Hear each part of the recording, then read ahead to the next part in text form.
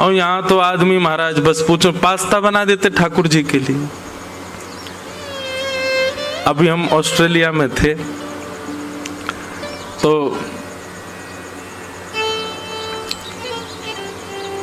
एकादशी के दिन व्रत वाला पास्ता ठाकुर जी को वहां बनाया। महाराज जी व्रत वाला है। मैंने काय का है? कूटू का है क्या? कूटू का पास्ता। अब ये पता है क्या है, तो जो लोग करते हैं उनको कोई ऐसा नहीं कि उनकी मैं निंदा कर रहा हूं, वो बुरा भी नहीं माने। कलयुग है भाई, इतना कर रहे हो यही बहुत है। भगवान नहीं करे कभी। आजकल वो भी एक नाम चलता है ना, कबाब, बोलने में ही विचित्र लगता है, उसमें भी वेज जोड़ देते हैं लोग आगे। वो समय दूर नहीं, आगामी 10-15 साल बाद वो भी बनेगा एकादशी वाला कबाब, वेज बिरयानी। चावल कोई थोड़ा बहुत कर देते हैं, उसका नाम बदल दिया। हे नाथ,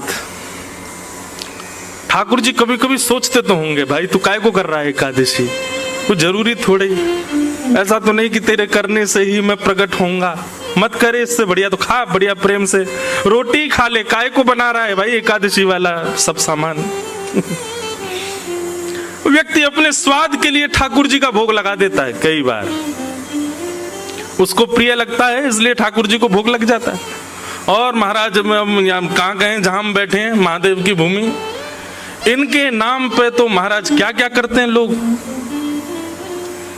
बुरा नहीं मानिएगा, और मान जाओ तो कोई बात नहीं, पर महादेव के नाम पर जो लोग ये बात कहते हैं, ऐसा ये कुछ भी नशा की वस्तु कर लेते हैं, फिर कहते हैं महादेव का प्रसाद है। ये तो महादेव का प्रसाद तो विष भी है, और ये तो साक्षात नीलकंठ है, वो भी तो प्रसाद, ले लो उसको भी प्रसाद के रूप में। क्यों हम लोग देवताओं का नाम आश्रय लेकर के और अपने स्वाद के लिए, अपनी इच्छाओं के लिए, अपने व्यसन के लिए हम देवताओं का नाम लेकर के क्रियाओं को कर देते हैं। मैं तो कहता हूं किसी दिन महादेव प्रकट हो गए ना, त्रिशूल से इतना मारेंगे उन लोगों को ढूंढ ढूंढ के जो जो इस प्रकार की क्रिया करते हैं उनके नाम से। ऐसा नहीं करो। मैं देखता हूं इतनी दूर दूर से लोग चल करके आते हैं, कावड़ यात्रा वाले। आजकल जो चल रही है क्या, भोला बोले, एक व्यक्ति दौड़ेगा जल लेकर के, फिर दूसरा उससे लेके दौड़ेगा आगे। पर ऐसे सब तो बहुत अच्छे, ऐसा नहीं है, पर कई लोग उनमें ऐसा उपद्रव कर देते हैं ठाकुर जी के नाम पर, महादेव के नाम पर, फिर गलत सलत कुछ खाते पीते हैं और दिख जाते हैं जब, बहुत पीड़ा होती है। ऐसा नहीं करो, इससे बढ़िया तो घर बैठे रहो। आपको पता है व्यसन आप स्वच्छंद कर लो, वैसे तो करना ही नहीं चाहिए, लेकिन भाई फिर भी व्यसन कोई स्वच्छंद कर रहा हो उसको पाप तो लगता है, पर जो ठाकुर जी के नाम पर व्यसन करता है उसको तो महापाप लगता है। व्यसन करना ही वैसे ही कर लो, इनका नाम आश्रय क्यों ले रहे हो? ये सब नहीं। तो भगवान के भोग में द्वारिका में तो एक मुझे नई बात पता चली। द्वारिका के हम तो सेवक लोग हैं ना, तो पूछते रहते हैं सेवा कैसे हो रही है, यहाँ पे प्रसाद का रूप क्या है, क्या है, सब जगह का अलग अलग भाव है। तो द्वारिका में तो ऐसा सुनने में आया, वहां की रसोई में हम मैया से पूछ रहे, मैंने मैया ठाकुर जी को भोग में कैसी वस्तु पधराते हैं? उन्होंने इतना सुंदर एक शब्द में उत्तर दिया, बोले जिस व्यंजन को पाने के बाद जब आपको उसकी बब सामे, उसकी डकार आवे, उसमें सुगंधी ना हो, उसमें कोई स्वाद ना हो, ऐसी वस्तु ठाकुर जी को भोग में पधराई जाती है, जिसके पाने के बाद में उसका स्वाद जो है वो केवल हवा मात्र रहे, उसमें कोई सुगंधी या कोई स्वाद ना उत्पन्न होता हो, ऐसे व्यंजन ठाकुर जी को पधराए जाते हैं। नई बात, उनमें तो बहुत सारी चीजों का निषेध हो जाता, मूली का निषेध हो गया, गाजर का निषेध हो गया। तो बड़ी बड़ी प्रणाली हमारे वैष्णवों ने करी हैं। उसके अनुसार, संप्रदाय अनुसार, अपने भावानुसार उनका पालन किया जाता है। कृष्णोपासन लालसा।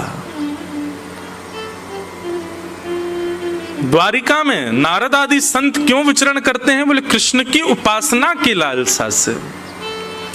तो हमारे जितने भी अवगुण हैं वो अवगुण ही भक्ति बन जाएंगे यदि उसमें ठाकुर जी का भाव विद्यमान हो जाए।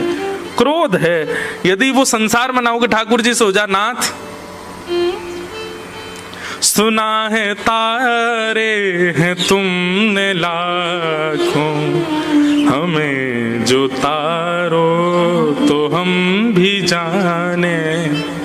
सुना है तारे हैं तुमने लाखों, हमें जो तारो तो हम भी जाने। अब ये एक सूक्ष्म क्रोध है ठाकुर जी से। आपने इतने तार दिए नाथ, हमने क्या बिगाड़ा आपका? आप जैसे कहते हैं वैसे रहता हूं, जैसा आपका शास्त्रों में वर्णन है वैसे रहने का प्रयास करता हूं, सच बोलता हूं, झूठ से दूर रहता हूं, सब कुछ व्यवस्थित करके चलता हूं। अच्छा बंधुओं, एक प्रश्न आता है मन में,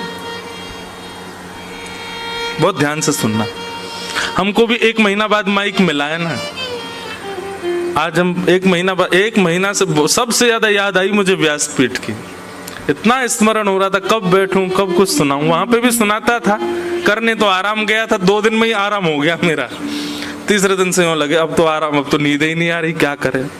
तो हमने छोटे छोटे मीट एंड ग्रीट रखे। कथा तो अकेले थोड़ी, पूरी टीम यही थी, हम अकेले कैसे कथा करें। तो लोग बागों को बोल देते थे हाँ भाई यहाँ रुके, आ जाओ। इतनी भीड़ आती, उनके बीच में बैठ के थोड़ी बहुत देर सत्संग करते। एक दिन एक बालक ने वहां पर एक प्रश्न किया और उससे इतना सुंदर भाव ठाकुर जी ने प्रेरणा देकर के उत्तर दिलाया। अधिकतर लोगों के मन में ये प्रश्न होता है महाराज जी, व्यसन करने वाले, उल्टे सीधे काम करने वाले लोग कभी कभी ज्यादा सुखी दिखाई देते हैं। भक्ति पथ पर चलने वाले, यम नियम आसन प्रत्याहार ध्यान धारणा समाधि का पालन करने वाले, जप करने वाले, बिना प्याज लहसुन का प्रसाद पाने वाले, रात्रि जल्दी सो जाने वाले, सत्य का आचरण करने वाले लोग कभी कभी दुखी दिखते हैं। भगवत आराधन करने वाले लोगों के जीवन में कभी कभी संकट ज्यादा दिखाई देते हैं, कष्ट ज्यादा दिखाई देते हैं, और व्यसनी पामर जीव कभी कभी बड़े प्रसन्न दिखते हैं। ऐसा क्यों? इसका भगवत कृपा से एक उत्तर मन में आया, बहुत ध्यान से सुनना। सीधी बात है, जिसके घर में रहते हो, जिसके देश में रहते हो, जिसके नगर में रहते हो, यदि उसके बनाए नियमों का पालन नहीं करोगे तो दुखी रहोगे। हम लोग कलयुग में रहते हैं और पालन करते हैं सतयुग का। रहते कहां पर हैं? कलयुग में। और पालन क्या कर रहे हैं? सतयुग का। सुबह जल्दी उठेंगे, बताओ 5 बजे से कथा, आज सॉरी 5:30 बज गए हैं, कल 5 बजे बैठ जाऊंगा मैं। कल आप और जल्दी 4:45 तक आ जाना। आज भी आ ही गए होंगे, हम ही हैं ऐसे, क्या करें। तो आप रहते कलयुग में हो और पालन करते हो सतयुग का। कलयुग को ये बात अच्छी लगेगी? नहीं लग सकती। तो कलयुग क्या करता? अब वो आप पर कुछ प्रहार तो कर नहीं सकता, तो वो क्या करता है? कलयुग का पालन करने वाले लोगों को सुंदर बना करके, सुखी बना करके आपको दिखाता है। कलयुग देख, मांस खाने वाला, मदिरा पीने वाला, उल्टे सीधे काम करने, देख कितना सुखी घूम रहा है, और तू देख राम राम जपता है फिर भी कितना दुखी है। आपके मन में संशय प्रकट होता है, और ये संशय कौन प्रकट करवाता है? कलयुग ही करवाता है, क्योंकि वो आपको छेड़ नहीं सकता, आपसे कुछ कह नहीं सकता, इसलिए वो उन लोगों को सुखी दिखाता है। वो है नहीं सुखी, महादुखी हैं वो लोग, पर आपको ऐसा दिखवाता है कि देखो मेरे नियमों का पालन करने वाले कितने सुखी, और तुम सबरे सतयुग त्रेता द्वापर का पालन करते हो कितने दुखी हो। और इसी प्रभाव में आकर के कई लोग नाम जप छोड़ देते हैं, कई लोग भक्ति पथ छोड़ देते हैं, कई लोग कथा साधन छोड़ देते हैं। क्यों? वो ज्यादा सुखी हैं। हम भी करके देख लें तो क्या बुराई। लेकिन भैया विचलित मत हो, कलयुग आपको कितना भी प्रभाव दिखावे, आप अपने पथ का त्याग मत करो, आप अपनी निष्ठा का त्याग मत करो, आप अपने नियम का त्याग मत करो, लगे रहो बस अपने क्रम पर। तो ये अवगुण जो हैं ये कलयुग के रूप में, पर यही अवगुण यदि ठाकुर जी के प्रति प्रस्तुत कर दिए जाएं तो यही गुण बन जाएंगे। क्रोध ठाकुर जी से हो, नाथ सूरदास जी पर आपने कृपा की, भक्तिमती मीराबाई पे आपने कृपा की, इतने सब वैष्णवों पे आपने कृपा की, हम इस योग्य तो नहीं पर हम पे थोड़ी तो करो नाथ। क्रोध, लोभ, लोभ कैसा हो ठाकुर जी के प्रति? यदि पता चल जाए कि वो इतना नाम जप करते हैं तो लोभ जगे, मैं उनसे ज्यादा करूंगा, ये लोभ अब संसार में है तो फिर विषय बन जाता है। ठाकुर जी की भक्ति में आ जाए तो यही प्रेम लक्षणा भक्ति बन जाता है। अब यहां पर जो शब्द प्रयोग किया गया लालसा, लालच, लालच अच्छा नहीं है, लालच बुरी, लेकिन यहां पर क्या कह रहे हैं? कृष्णोपासन लालसा। यदि कृष्ण की उपासना का लालच है, कथा सुनने का लालच है, वृंदावन जाने का लालच है, भक्त बंदों से मिलने का लालच है, तो वो लालच अच्छा है। एक प्रकार से संसार में करो तो सब विषय हैं, लेकिन ठाकुर जी के सन्मुख प्रस्तुत कर दो तो सब भक्ति है। कृष्णोपासन लालसा। नारद जी महाराज इसलिए घूमते हैं द्वारिका में कि चलते फिरते कभी ना कभी कहीं ना कहीं ठाकुर जी दिख जाएं, मिल जाएं, उनका दर्शन हो जाए। बहाने से जाते हैं द्वारिका के द्वार पर, और द्वार पर जाकर के कहते हैं भिक्षाम देहि, मानो कभी भिक्षा लेकर के श्री कृष्ण भीतर से आ जाएंगे तो मन प्रसन्न हो जाएगा। ऐसे बहाने बना करके नारद जी महाराज द्वारिका जाते हैं और द्वारिकाधीश के यहाँ जाकर के भिक्षा मांगते हैं। पर कभी तो भिक्षा लेके देवकी मैया आ जाती हैं, कभी लेके बलराम जी आ जाते हैं, कभी रोहिणी मैया आ जाती हैं, कभी वसुदेव जी आ जाते हैं, ठाकुर जी नहीं आते। ठाकुर जी तो पहले ही विचार कर लेते हैं ना, जो जिस भाव से आ रहा होगा वही भाव पूर्ण नहीं होने दूंगा। अब नारद जी तो पात्र लेके खड़े भिक्षाम देहि, और भीतर से आ रहे हैं वसुदेव जी। नारद जी कहते जिसके लिए आया वो तो आया ही नहीं। बलराम जी आ जाते कभी भिक्षा लेकर, नारद जी कहते तुम काहे को आ जाते हो, उनको क्यों नहीं भेजते, हमको उनके दर्शन की अभिलाषा है, ऐसी लालसा। हाँ,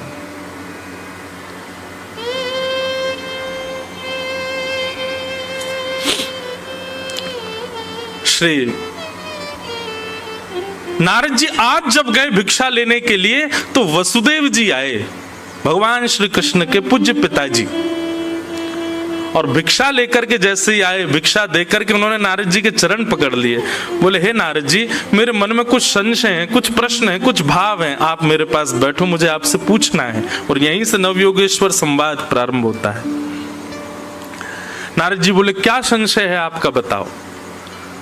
तो भगवान श्री कृष्ण के पूज्य पिताजी श्री वसुदेव जी कहते हैं नारद जी, पूरा विश्व जिनको प्राप्त करना चाहता है, पूरा विश्व जिनको भजता है, ऐसे परमात्मा श्री कृष्ण मेरे पुत्र हैं। मैं चाह करके भी उनका भजन नहीं कर पाता, मैं चाह के भी उनकी आराधना नहीं कर पाता, मैं चाह करके भी उनको प्रणाम नहीं कर पाता, क्योंकि वो मेरे पुत्र हैं।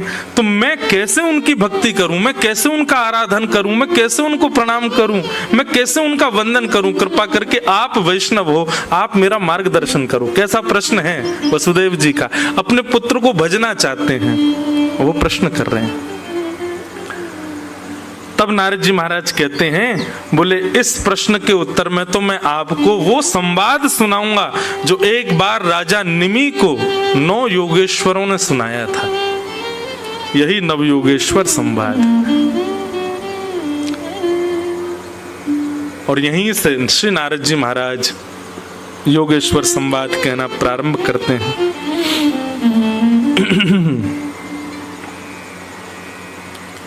सबसे पहला प्रश्न क्या है? भागवत धर्म किसको कहते हैं, मतलब भक्ति पथ, इसी को ही भागवत धर्म कहते हैं। और इस भागवत धर्म का अनुसरण करने वाले लोगों के नियम क्या होते हैं, कृपा करके मुझको बताइए। और इस प्रश्न का जैसे ही उत्तर दिया, सबसे पहला उत्तर कौन दे रहे हैं, कवि नाम के योगेश्वर। कविर्वाच, बहुत ध्यान से सुनिएगा, प्रश्न क्या है पहला कि भागवत धर्म क्या है। भागवत धर्म का मतलब क्या होता है, भगवत प्राप्ति का मार्ग क्या है, कृपा करके हमको बताओ। और यहां से कवि नाम के योगेश्वर, पहले योगेश्वर उत्तर दे रहे हैं। ये वही भगवता प्रोक्त उपाया आत्मलब्धये अंजः पुंसाम विदुषाम वृद्धि भागवतान हितान। अच्छा, एक बात मन में आती है, बहुत ध्यान से सुनना बंधु।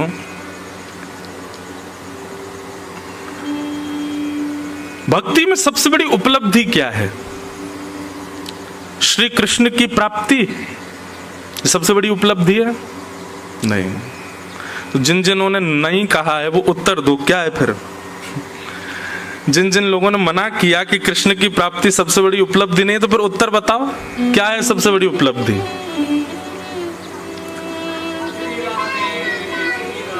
क्या कह रहे हैं? वाह भैया, बहुत अच्छी बात है। सबसे पहली बात, भक्ति में उपलब्धि की इच्छा ही नहीं होनी चाहिए, लेकिन फिर भी एक ठौर तो चाहिए, एक डेस्टिनेशन तो चाहिए, एक स्थिति तो चाहिए। वो क्या है? एक छोटे से उदाहरण से समझिएगा। जिन यदुवंशियों को साक्षात श्री कृष्ण प्राप्त हो गए, वही श्री कृष्ण यदुवंशियों का हाथ पकड़ करके सत्संग में बैठाते हैं। समझ में आई बात? श्री कृष्ण की प्राप्ति भक्ति में सबसे बड़ी उपलब्धि नहीं है, पर हाँ, इतने वैष्णव मिलकर के भगवत चर्चा कर रहे हैं, ये भक्ति की सबसे बड़ी उपलब्धि है। और वो भी ऐसे माहौल में, ऐसे समय पर, ऐसे स्थान पर, ऐसी बेला में बैठ करके ये सत्संग करना निश्चित ही भगवत बड़ी कृपा है हम आप सब लोगों के ऊपर। ठाकुर जी का बड़ा अनुग्रह। ठाकुर जी निश्चित ही प्रसन्न तो नहीं होंगे हमसे, लेकिन हाँ, हमको देख के मुस्कुराते तो होंगे थोड़े थोड़े। उसी का ये फल है कि हमको ये सत्संग प्राप्त है। और इसका उदाहरण क्या है कि ठाकुर जी को प्राप्त करने वाले वैष्णवों को भी ठाकुर जी कहते हैं कि तुम लोग सत्संग करो, मेरा चिंतन करो, मेरा भजन करो। ध्रुव जी महाराज को 5 वर्ष की आयु में ठाकुर जी मिल गए। उसके बाद भगवान ने 36,000 वर्ष के लिए उनको कहा कि तुम शासन करो। 36,000 वर्ष बाद ध्रुव जी महाराज बोले कि मेरे अंदर क्रोध कैसे आ गया, मेरे अंदर ये क्रोध का जन्म कैसे हो गया, मैंने तो भगवान का साक्षात्कार किया है। ऐसा प्रसंग आता है कि ध्रुव जी महाराज ने यक्षों का वध किया था क्रोध में आकर के। ध्रुव जी को क्रोध कैसे आ गया? तब ध्रुव जी को कहते हैं कि तुमने भगवान का दर्शन तो किया, तुमको भगवान तो प्राप्त हो गया, लेकिन तुमको सत्संग नहीं मिला। गोपियां, रास पंचाध्याय में प्रसंग आता है कि जब भगवान श्री कृष्ण उनके साथ में विचरण करने लगे, विहार करने लगे, तो भगवान कृष्ण प्राप्त हो गए, लेकिन प्राप्त करने के बाद भी गोपियों के चित्त में सूक्ष्म अहंकार आ गया। तुरंत ठाकुर जी अंतर ध्यान हो गए। क्यों? क्योंकि मैं तो मिल गया हूं, लेकिन इनको सत्संग नहीं मिला है। तब किशोरी जी उनके समीप आती हैं और यमुना के तट पर बैठ करके गोपियां अच्छा, एक बात बोलूं, मन में एक भाव आता है। ये गोपी गीत के जो भाव है ना, गोपी गीत के जो श्लोक है ना, ये गोपियां गा रही हैं, पर इन श्लोकों की रचयिता तो हमारी श्यामा जी हैं, हमारी किशोरी जी हैं, वही गवा रहे हैं।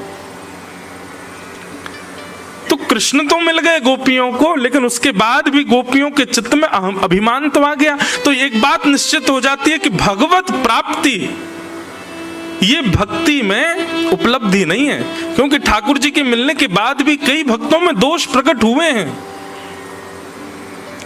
लेकिन वही भक्त जब सत्संग में जाता है ठाकुर जी की रस चर्चा का श्रवण करता है तो गाने लगता है, तब कथामृतम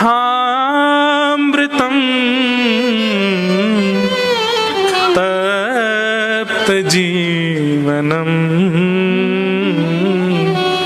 कविभिरीडितम कल्मषापहम श्रवणमंगलम श्रीमदाततं भुवि गृह्णन्ति ते भूरिदा जनाः। वास्तव में गोपी गीत में जब ये वाला श्लोक आता है ना, तभी ठाकुर जी तैयारी बना लेते हैं, अब मुझे इनसे पुनः मिलना है। क्यों? क्योंकि कथा के प्रति, सत्संग के प्रति इनकी रुचि दिख रही है।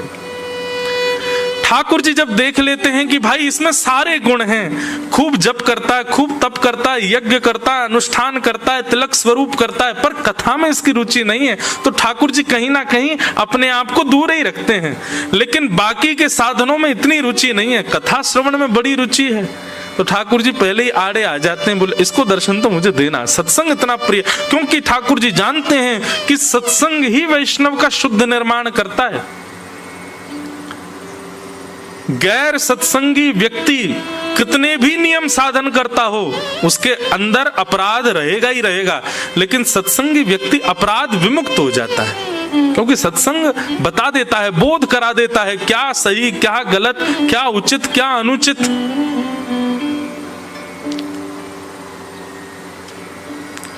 तो भक्ति में उपलब्धि क्या है?